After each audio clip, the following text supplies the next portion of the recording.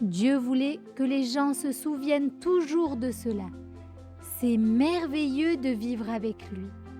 Mais à cause de ton péché, tu ne peux pas entrer. Alors, il dit aux gens de construire un bâtiment très spécial que l'on appellerait le temple de Dieu. Ce serait l'endroit où Dieu vivrait. Au milieu du temple se trouvait l'endroit le plus merveilleux au monde. C'était là que Dieu se tenait. Et en Dieu, il n'y a jamais rien de mauvais. Il n'y a jamais de tristesse. C'est vraiment formidable. Mais Dieu a demandé aux êtres humains d'accrocher un grand voile tout autour de cet endroit merveilleux. Sur le voile, des anges guerriers avaient été dessinés. C'était comme un grand panneau « Défense d'entrée ». Pendant des centaines d'années, chaque fois que quelqu'un regardait le voile du temple, il se souvenait des paroles de Dieu.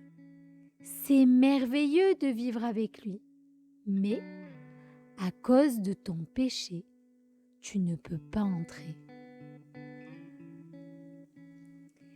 Les enfants sont devenus grands et ont eu des enfants. Et ces enfants sont devenus grands et ont eu des enfants. Et ces enfants sont devenus grands et ont eu des enfants. Des centaines d'étés et des centaines d'hivers ont passé. Et le voile, défense d'entrée, était toujours à sa place dans le temple. Puis, un jour, le Fils de Dieu est venu vivre dans ce monde sous la forme d'un être humain. Il s'appelait Jésus. Mais Jésus a toujours fait ce que Dieu voulait qu'il fasse. Jésus n'a jamais péché. Et Jésus est allé dans le temple où le voile défense d'entrée était accroché. Jésus savait qu'il y avait parfois des choses mauvaises qui se passaient et que quelquefois les gens étaient tristes. Jésus disait Je suis venu ouvrir à nouveau l'entrée du merveilleux pays de Dieu. Là où il n'existera rien de mauvais, là où personne ne sera jamais triste. Mais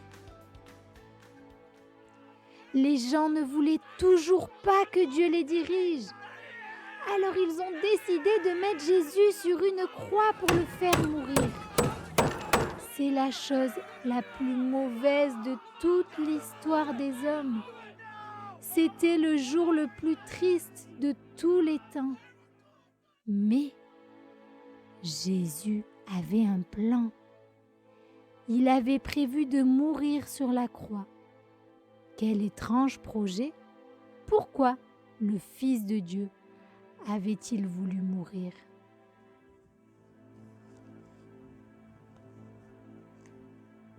Sur la croix, Jésus a pris notre péché.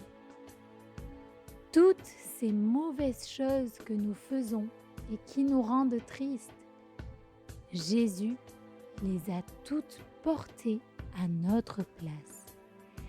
Et quand il a fait cela, quelque chose s'est passé. Quelque chose d'extraordinaire, d'époustouflant, de stupéfiant.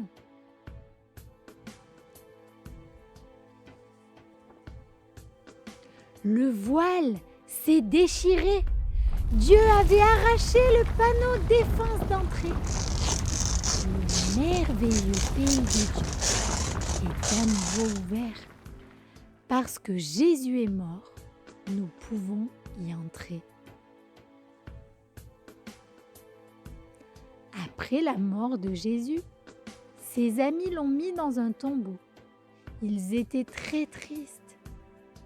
Pendant 2 jours, rien ne s'est passé. Mais le lendemain matin, les amis de Jésus sont allés voir son corps dans le tombeau. Et il n'était plus là.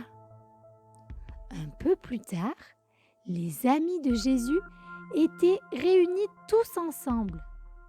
Tout à coup, Regardez, il y a Jésus. Jésus était là, vivant. Tout à coup, ses amis n'étaient plus tristes du tout. Maintenant, ils étaient tellement heureux. Dieu avait ramené Jésus à la vie afin qu'il vive pour toujours dans le merveilleux pays de Dieu. Et Jésus a invité tout le monde à venir vivre là-bas avec lui. Il nous a dit, Dieu dit que c'est merveilleux de vivre avec lui. À cause de ton péché, tu ne peux pas entrer. Mais je suis mort sur la croix pour prendre ton péché. Il te suffit donc de demander pardon pour ton péché. Et alors, maintenant, tu pourras entrer dans ce merveilleux pays.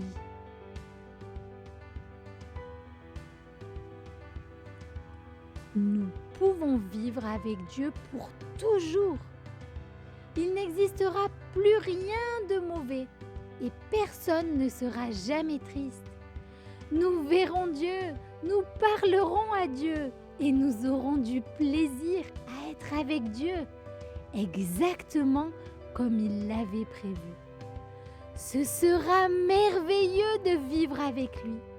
Et tout ça, grâce à Jésus. Nous dirons chaque jour, merci Jésus, tu es formidable. Et tu peux commencer à le dire aujourd'hui. Waouh, Élodie, mais maintenant on a accès dans ce merveilleux pays auprès de Dieu?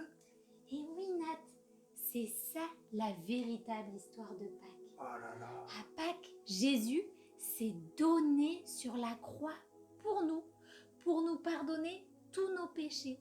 Il est mort. Mais vous savez quoi les enfants? On l'a entendu dans l'histoire. Il est ressuscité. Alléluia! Mais ça veut dire qu'il nous a beaucoup aimés s'il a pu donner sa vie comme ça sur la croix. Oui, pour nous ouvrir accès au merveilleux pays de Dieu. Et tu sais, ça me fait penser à un verset de la Bible. Il se trouve dans 1 Jean, chapitre 3 et au verset 16. Écoutez bien ce qu'il est dit. Aimer, qu'est-ce que c'est? Maintenant, nous le savons. Jésus a donné sa vie pour nous. On peut le réciter encore, Élodie? Oui, c'est parti. Aimer, qu'est-ce que c'est? Maintenant, nous le savons. Jésus a donné sa vie pour nous. 1 Jean, chapitre 3, verset 16. Une dernière fois, et après on prie tous ensemble. Aimer, qu'est-ce que c'est? Maintenant, nous le savons. Jésus a donné sa vie pour nous. 1 Jean, chapitre 3, verset 16. Ça me donne tellement envie de prier pour réaliser combien son amour est grand. On va prier ensemble et pour tous les enfants qui n'auraient pas accepté Jésus dans leur cœur, je vous invite à prier avec moi et à dire Jésus, viens dans ma vie. Parce que si tu viens, je deviens ton ami, tu pardonnes mes péchés et je peux vivre avec toi pour toujours. On le fait tous ensemble. Seigneur Jésus, nous te disons merci. Merci parce que tu as donné ta vie sur la croix. Merci parce que c'est une preuve d'amour pour nous. Et merci parce que sur la croix, tu as pu endurer tant de souffrances et tu as pris tous nos péchés sur toi. Merci Seigneur parce que maintenant nous connaissons ce qu'est vraiment l'amour. Tu as donné ta vie et ce matin, je te donne ma vie aussi. Je te donne mon cœur. Je te demande pardon pour toutes mes fautes, mon péché. Et je sais que tu me pardonnes. Merci pour tout, mon Jésus. Amen. Amen. Amen. Élodie, on ne pourrait pas présenter aux enfants dans la foulée ce merveilleux défi de la semaine? Et si, je suis sûre que vous vous demandez bien quel va être le défi. Nat, je te laisse leur expliquer. Alors, le défi, c'est très simple. Tous les jours, avec papa, maman, les frères et sœurs, on va prier et dire merci Jésus, parce que tu es mort pour moi à la croix. Apprendre à lui dire merci, c'est l'adorer, nous dit la Bible, ou le louer. Et tu sais quoi, Élodie? Dans la Bible, il est question de la louange qu'on peut chanter. Oui! Alors, en plus du défi que tu vas relever toute cette semaine, on aimerait t'apprendre un chant qui va dire « Merci Jésus ». Alors les enfants, c'est parti, on apprend un nouveau chant, il y a des gestes, les filles avec Élodie, ok? C'est simple, vous allez voir, c'est simple.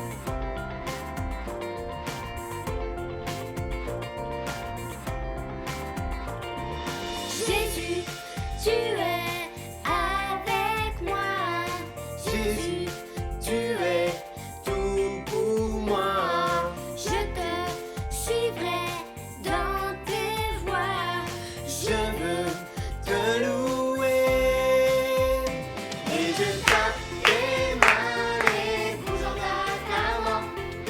Crie ton nom vers tous les horizons. Jésus, saute en l'air jusqu'au plafond et danse pour exprimer ma joie de savoir que tu m'aimes.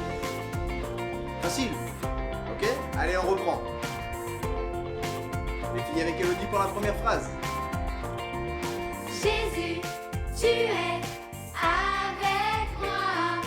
Jésus, tu es tout pour moi. Je te suivrai dans tes voies. Je veux te louer et je tape tes mains, les bougeons d'acclamant. Crie ton nom vers tous les horizons. Jésus, saute en l'air jusqu'au plafond et danse pour exprimer ma joie de savoir que tu m'aimes. Yeah, merci pour ton amour, Jésus. Merci pour ton amour, Jésus. Merci pour ton amour. Tous ensemble. Et je tape tes mains, les bougeons d'acclamant.